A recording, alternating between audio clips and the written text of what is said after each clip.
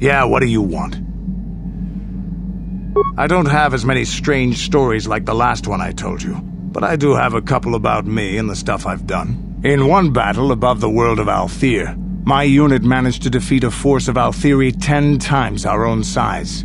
That battle gained me command of an entire subsect of my clan. For 5 days, they had managed to hold off our forces, keeping us to the outer rings of their world, preventing us from attacking it directly. My task was to assault one of their flanks with a false attack. The Althiri would be drawn out by the units I had sent in. Once they had surrounded those units, the bulk of my forces would attack from the rear and defeat them in detail.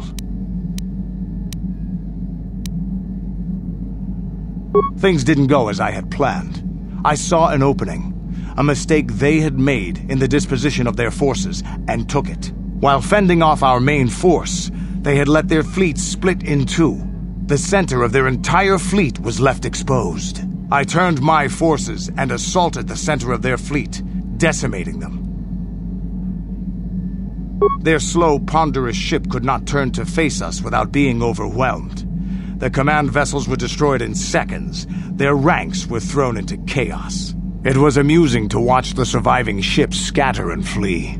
Several even tried to dive through the plane of the rings to escape us. They were shredded by the rings, or crashed into rocks, or were destroyed by our forces as we pursued them. Warriors do not flee from a battle if they are losing. They fight to the end, as we did against your Jedi Revan. Another time, maybe, I'll tell you about how the war with the Republic went. For now, let's just get on with things. Is there something else you want to know? Your choice. I'm here if you want something done right.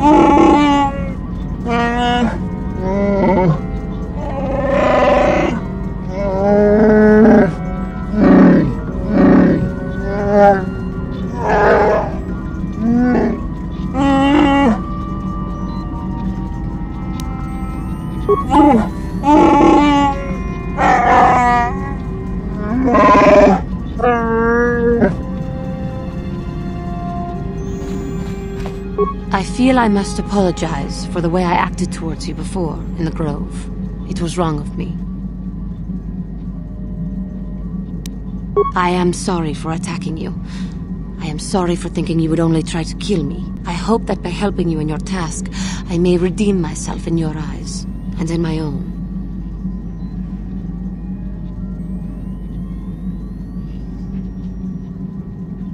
Thank you. It is most reassuring to know that you can forgive me, even though I tried to take your life. I can only hope that, in our time journeying together, I will succeed. How may I be of assistance to you, Padawan? What is it you would like to speak to me about?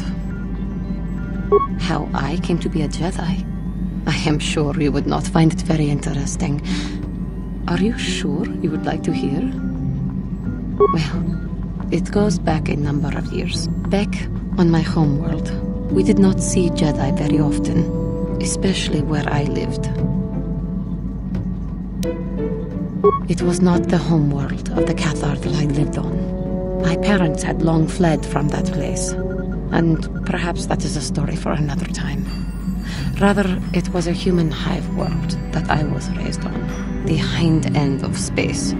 A pit of a world, to be sure, where Jedi rarely tread. But we had heard of them. Well, everyone had, so that is not to be unexpected. Champions of truth, defenders of justice, heroes of the Republic.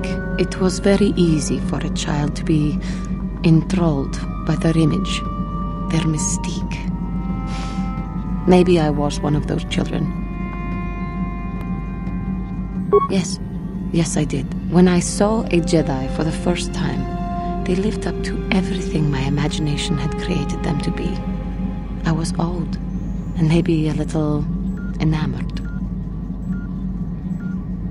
They were quite striking, especially the tales of their leader. From that moment on, I knew that I would have to try to become a Jedi, to lift myself out of the rut I had been living in for years, and to make a real difference as the Jedi wore.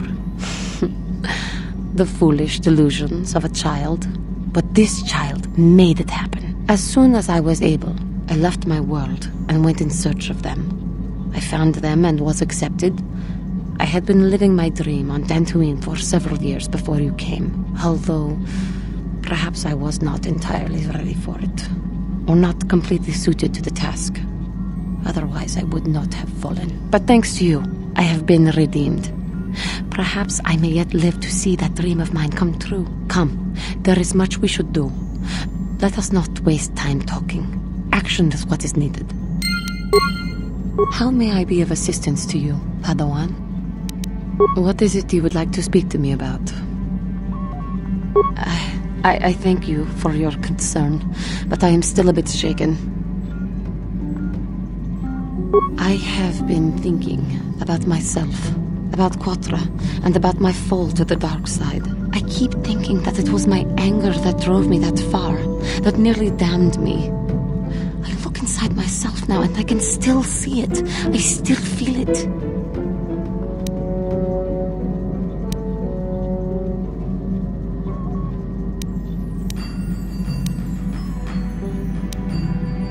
More time would do me good.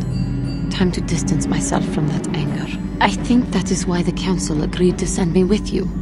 They think, perhaps, that in your company, I will be able to free myself from it.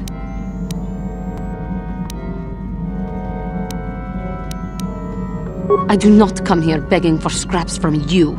I will earn my way with you. You will see just how valuable I am. How may I be of assistance to you, Padawan? What is it you would like to speak to me about? Of course. If there is anything else, I am here to help.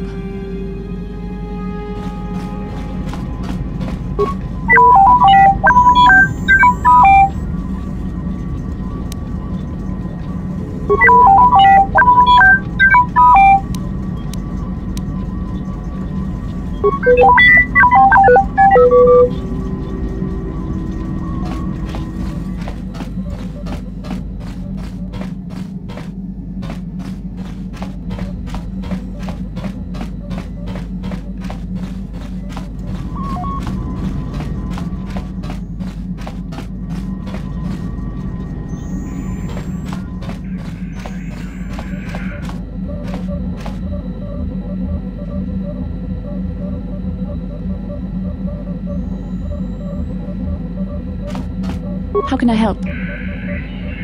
Yes, I did. I wanted to speak to you about our mission and what lies ahead for us. It seems fate, or the Force, is driving us into a confrontation with the Dark Lord.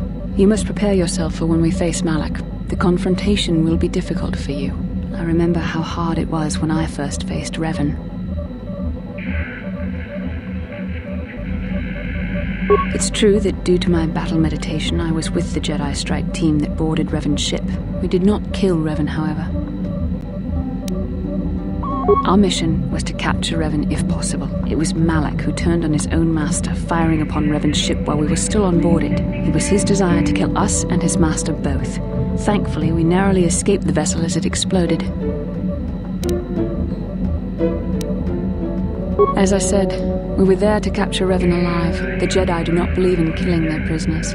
No one deserves execution, no matter what their crimes. Remember that Revan and Malak were once great Jedi, heroes in every sense of the word. They demonstrate the danger of the dark side to us all. I'm sorry, we really shouldn't speak of this anymore. The memory of my confrontation with Revan is painful. Let's return to the mission, please. How can I help? Yes, I suppose I can understand your curiosity, given the bond that connects us. Very well. I'll tell you a bit about myself. I was found to be strong with the Force at a young age, as most Padawans are. As a girl, I was given to the Order to be trained. When I joined the Order, I left my family on Darth Revan, as all Padawans do. My family is still there, the last that I heard. I've had little contact with them, as it is discouraged. Relationships with family members are fraught with powerful emotions. Such extremes are to be avoided. Anger and hate are the worst, but even love can lead to folly. The gift of the Force comes with a high cost. Sacrifice of one's emotional attachments is one of the prices a Jedi must be willing to pay. The alternative is to fall prey to the dark side. Emotional entanglements can be dangerous. They can impair rational thought. They can lead to outbursts of uncontrolled emotion. A Jedi must be above such things. It can be a hard lesson to learn. I was not on good terms with all of my family, but I do remember missing my father terribly for a long time. Very close. I was only a little girl when I left my family, but I still remember him fondly. He was kind and gentle and doted on me. My mother, however, was different. I was not on good terms with my mother. I was only a little girl when I left, but I was old enough to resent her and the way she treated my father. She pushed my father into treasure hunting. I spent all my young life on ships, traveling from one false lead to the next. She whittled away my father's entire fortune, and I hated her for it. I think she was relieved to give me to the Jedi, but my father was heartbroken. A child is too young to understand the sacrifices that must be made. It's better if they have no contact with their family once they're removed. Once I was older, I realized the wisdom of this policy. A Jedi must do what is needed, personal desires notwithstanding. Love can only obscure and confuse the matter.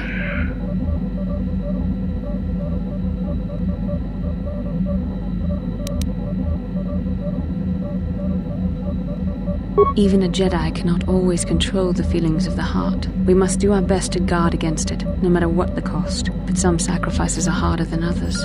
I do not wish to discuss this anymore. I would rather return to our mission. How can I help? Then I suggest we move on. Yes, what's on your mind? Have I been quiet? Suppose I have. I guess I just don't like being left out of the loop. No? Well, you certainly aren't helping matters any either, and it's really starting to irritate me. For one thing, I want to know what the Jedi Council said to you. They pulled you in there and refused to tell me a thing about it. I'm rather curious to know what went on, and why they didn't keep you on dantooine for training. Isn't that strange? I'd be more than happy to, but she's as closed-mouthed as the rest of the Council. I'm hoping you'll be the one to enlighten me.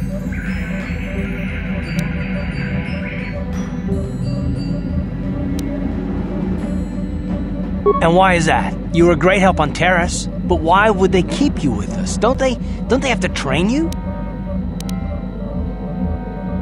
A bond?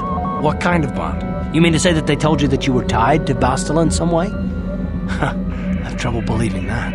I've been watching you. You can be cruel and impulsive, a Jedi without self-control or training, and yet the Council sends you on your way. Why? I am not trying to provoke you or to imply that you're somehow responsible for the Jedi Council, but give me a hand here. There has to be a reason.